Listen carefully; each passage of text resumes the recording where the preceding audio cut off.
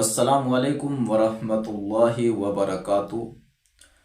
آج میں آپ حضرات کو بچوں کے لیے کچھ نام بتانے والا ہوں، ایسے نام جو معنی کے اعتبار سے بہت ہی خوبصورت اور بہت ہی عمدہ نام ہیں۔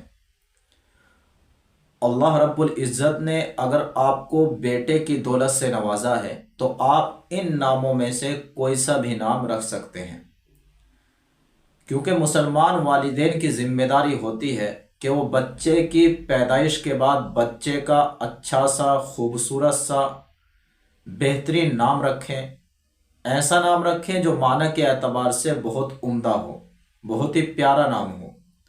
تو جو نام میں نے منتخب کیے ہیں ان ناموں میں سے پہلا نام ہے اسد، جس کا مطلب ہے شیر۔ بہت ہی پیارا اور خوبصورت نام ہے، اس نام کو رکھ سکتے ہیں۔ اور ایک نام ہے خلیق، جس کا مطلب ہے اچھے اخلاق والا، ملنسار۔ بہت ہی پیارا اور خوبصورت نام ہے، یہ نام بھی رکھ سکتے ہیں۔ اور ایک نام ہے صفوان، جس کا مطلب ہے چکنا پتھر۔ بہت ہی پیارا نام ہے اور بہت ہی خوبصورت نام ہے، اس نام کو بھی رکھ سکتے ہیں۔ اور ایک نام ہے قانت، جس کا مطلب ہے فرما بردار، اللہ کے حکم کو ماننے والا۔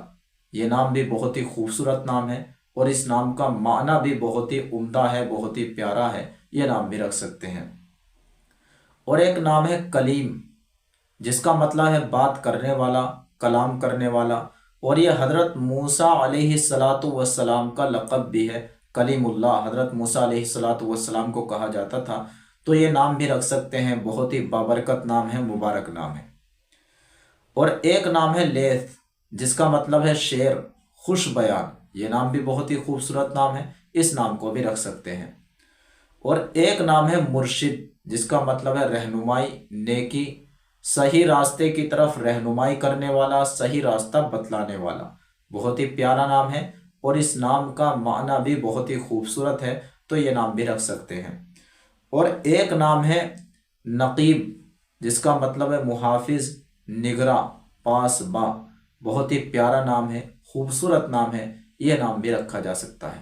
تو ناظرین، یہ نام تھے جو میں نے آپ حضرات کو بتلائے ہیں۔ بہت ہی عمدہ نام ہے، نئے نام ہے، خوبصورت نام ہے، معنی بہت ہی زیادہ اچھے ہیں ان ناموں کے۔ تو آپ حضرات ان ناموں میں سے کوئی سا بھی نام رکھ سکتے ہیں، فقط واللہ عالم۔ السلام علیکم ورحمۃ اللہ وبرکاتہ۔